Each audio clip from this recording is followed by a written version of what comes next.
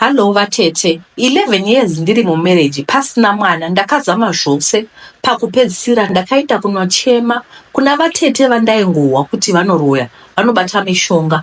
Ndakangofunga kuti pamwe kwekuti ndizvare vanozima. Vatete vakanditi munonditi ndiri muroyi, asi varoyi chaivo muchiseva navo mundiro imwe. Kana uchida izvezvi kuti munhu ari kukutadza kuzvara afe, tora mbiya iyo utevedzere mashoko andichataura. Kana wapedza uchere gomba uipwanyire mugomba iroro. Vakanditi asi tanga wafunga nekuti unogona kuzviita ukazochema. Vakati ndiende nayo ndichimbofunga. Pakati peusiku ndakabuda panze ndikatora mbiya pandaive ndaiviga, ndikataura zvaive zvarehwa navatete, ndikachera gomba diki, ndakaputsa mbiya, ndakadzokera mumba ndikavata. Kuseni ndini ndakatanga kumuka, ndikafunga kuti murume sezvo iri weekend ari kuda kumbozorora. Ndakamurega avete. Foni yake yakaringa mudining pacheya. Pandakanomupa ndopandakaona seakazvimba kumeso. Kuzama kumumutsa hana kumuka. Ndakadaidza vepa next door, mbuya vepo ndo vakauya. Ndakaenda navo mubedroom. Pandakafungura jira, vakati iwe, ichi chituna ichi, hauoni kuti munhu akafa here uyu? Akavigwa, hama dzikaita meeting kuti vafambe vahwe chakauraya. Saka ndiri kufunga kubuda pachena ndivaudze, asi vatete vari kuti ndidzikamise hana ndivarege vafambe kwavanoda. Chave kundishaisa mufaro murume uyu ndohwakuti aripo mumba ndogona kungoona mumvuri kana kuona sepapfuura munhu, pamwe kutya nekuzvitongesa handizivi. Pandakaudza vatete vakati ari kupfuka asi hapana zvavangakwanisa kuita. Sezvo murume wangu aibatawo mushonga, vanotya kuti vangazvikuvadzisa. Masora semu reZimbabwe ndo nyaya iripo iyi. Kuti vatete zveshuwa vanoroya here? Kuti vakakuvadzisa mwana here? Kuti vakakwadzisa mukwasha here? Kana kuti mukwasha pane zvaaitobatawo zvakaita kuti akuvare? Hatizivi, nyaya iri kunzungu nekunyimo. Mungotiudzawo kuti zviri kunyanya kufamba sei. Regai tipinde munyaya inotevera. Kindly post as ID. I need help. I found the chat my husband wrote to my aunt. Achiti I need to be taught about home things. Zvanzi after giving birth ndakazara mvura and haven't listened to him pakuita maplan, and also alluded that I don't listen to him and I hate his family.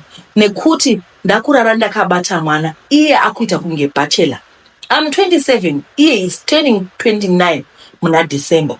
I noticed in chat they agreed to a family meeting where they would call all relatives.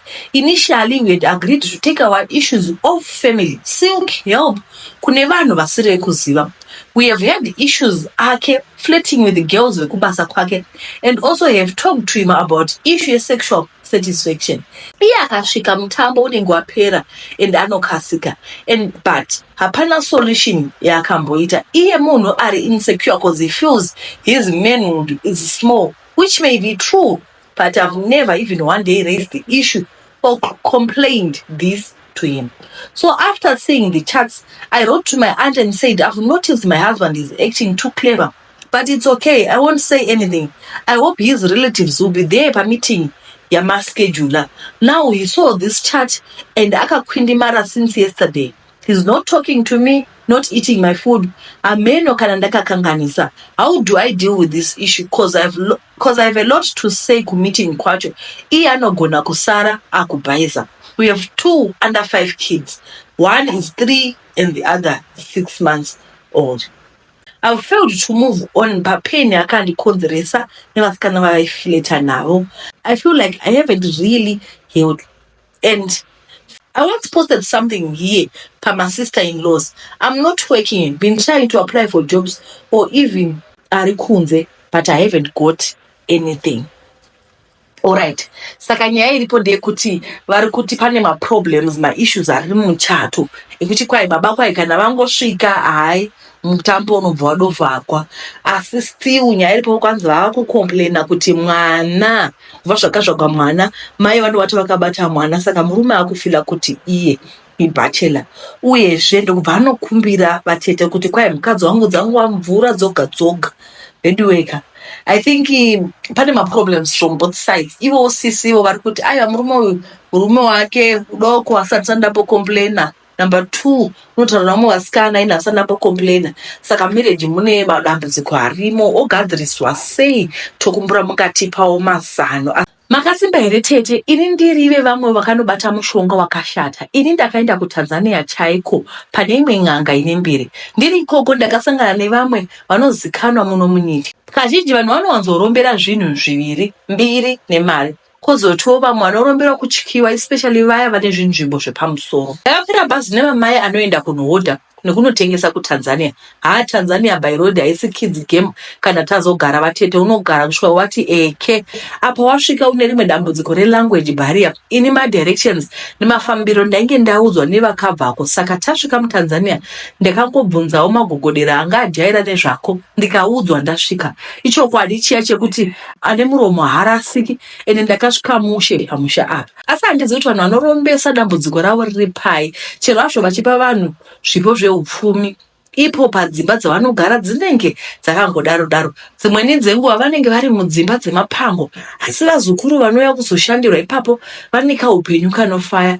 Kuti ndiko kuromba kwacho here tete. Ndakasvika paya tete, sekuru vaive naasistenti wavo wavaituma kuita chino nechocho, zvingava zvakaita senge kuvesa moto, kunochera makwenzi netumwewo twakadaro. So tete sekuru vakanditi ndinofanira kugara pamba pavo 3 days ndichisimbiswa kuti kana muedzo wauya vanoziva kuti vanovimba neni. Nechemwoyo ndaingoseka zvangu. Handiti kuya kuzoromba zvaitova zvivindi, saka chimwe chivindi chingakunda kuromba chii, asi kuita committee member kai. Tete ndakagara mumba 3 days, ndakapfeka birthday suit rangu ndisina kana chandakasimira chero pendi zvaro. Sekuru naassistant vaiuya vachindipfungaidzira makwati akasiyana-siyana nokundijajada nyora. 2 days zvichingoitika zvakadaro tete. Musi wechitatu vakati raiva zuva rekuti vachiona kuti ndaive ndakasimba here. Chikafu ndaivigirwa nezvinhu zvinogwesha tete zvisingafambi nemakumbo. Pekutanga ndaiseva kudya, asi nzara inokutuma futi. Imagine tete, sadza richiuya nenyoka ozvinyu, inenge itoriwo test yavanenge vachida kuona sekuru kuti hana yako yakasimba zvakadini. Manheru ndarara takanzwamba mava kupinda chinhu ichi chaive chine maoko anotonhora kuita ice tete. Chinhu ichi chakatanga kundibata muviri wangu, asi ndainyatsodzwa kuti hasi munhu uyu, sekuti muviri wacho wese wainge une mamveremvere. Ndakazoti chasvika pedyo neni ndipo pandakaona kuti gudo chairo ndaiona chaizvo. Gudo rakatanga kuswedera padhuze neni, ini ndichienda ndidzokera kumashure. Ndakanzi mucheka kumeso ndikaona nyeredzi tete. Kusvika randimubandikidzira pakona, gudo iri rakabva rasangana neni pabonde kamwe chete. Hatingati kusangana neni tete, asi ndiko kubatwa chibharo nokuti painge pasina kubvumirana. Ndiani akambonzwa kuti akaita consent negudo. Gudo iri, now that I think of it, itoriwo mushonga wasekuru wekundirombesa. Saka parinenge roda mukadzi, sekuru vanorisaidzira kuva rombi kadzi in exchange for money. Ndizvo chaizvo zvakaitika kwandiri. Handina kuzombovata tete usiku ndichitya kuti gudo riya ringadzoka rikaita zvakashata zvaranga radiita. Sekuru vakazopinda naassistant wavo vakandiwana ndakaruka pakona, nyama dzangu dzichirwadza nokushandiswa negudo iri. Ndaive ndobleedha. Assistant wasekuru akandisimudza akaenda neni panze. Sekuru vaibika mushonga muhari yaiva panze. Vapedza umwe vakati ndimwe umwe ndigarire marwadzo aya andainzwa akava nani chose.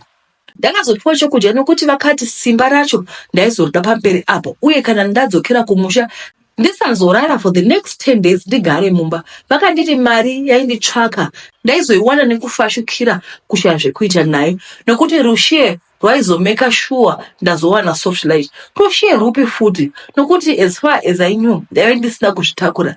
Ndaive ndatobva kunguva yangu yevanhukadzi. Vhiki rapera irori, sekuru mashoko avo ekupedzisira vakangoti muzukuru kana watodya imbwa wotodya iri wono. Ndakakwira bhazi rangu tete ndikadzoka kumusha, feeling iya yekuti ndainge ndasangana negudo ndainza kuzvisema chaizvo. Ndichidzoka kumusha ndakasvikozadza bhavhu remvura kwava kutanga kuzvikwesha ndichigeza tete. Ndakatora mapiritsi ekuvata tete, ndaida kumborara kukangama ordeal yandainge ndapindana nayo. Regai zvichinzi the love of money is the root of all evil. Hezvo ndainge ndasangana negudo zvinova zvinhu zvakarambidzwa magwaro matsvene iya inonzi bestiality. Wakapera vhiki kuzvituka nekuzvishora kuya kokaita kuchiita nani. Umwe musi ndichangobva kugeza ndakanzwa feeling yekuita senge ndoda kugomera. Funga kuti constipation sezvo yaiva nguva yemagwavha tete, ndikaenda kunogara pachimbuzi. Pazasi pedumbu rangu pairema kwete mbichana. Ndagara paya ndakagomera ndikanzwa pu mutoilet. Manga madonha something big.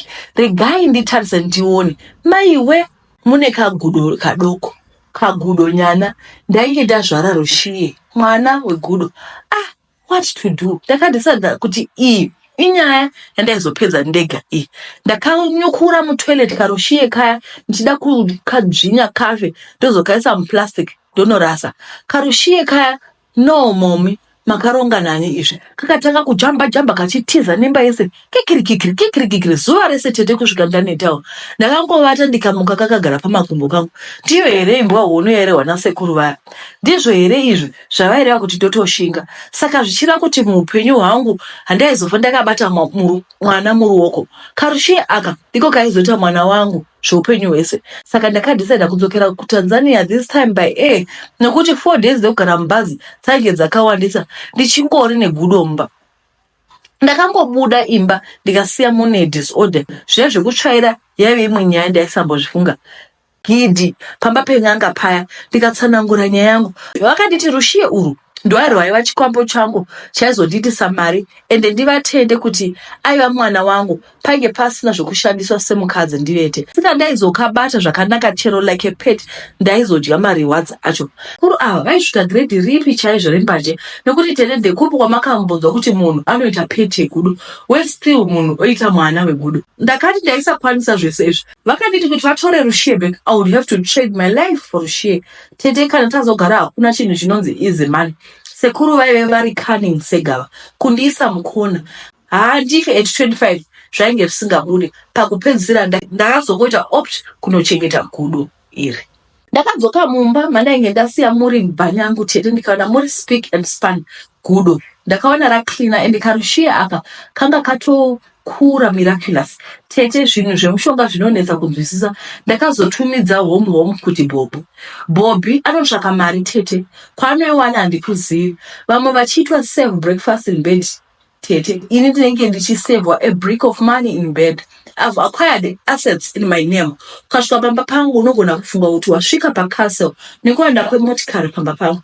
Asi handidi vaenzi pamba pangu chero zvodi. Vaenzi vakati vanoda kuuya umba kwangu ndinotobhuka hotel vogara ndichivaona ikoko. Mari haisi dambudziko. Bobby is my secret till ndife. Maybe chaya handitorina. Bobby anoita zvese. Even garden boy Bobby anoshanda. Zvaizvezvi hapasati pave nemafurther demands from sekuru oBobby.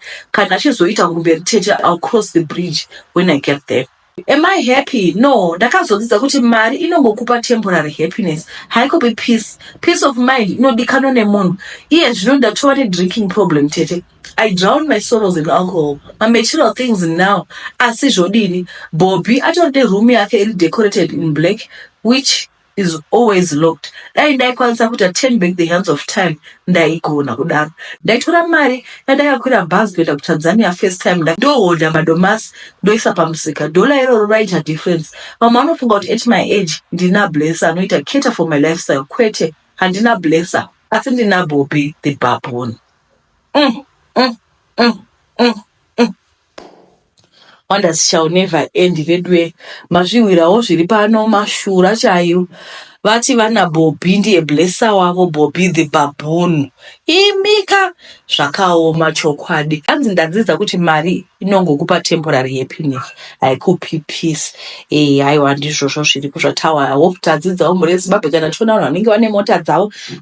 Especially mota tinodzida vedu. Vangoona munhu ane mota dzake musaemura. Muzivi kwazvinobva nditi asi handisi kuti munhu usane mota akaromba. Aiwa ndiri kungotaura wangu. Hatizivi. Hanzi you will just live within your means and be happy. Tinokutendai nekuteerera kwamaita nyaya dzemuzuva ranhasi. Muve nemanheru akanaka. Ndatenda.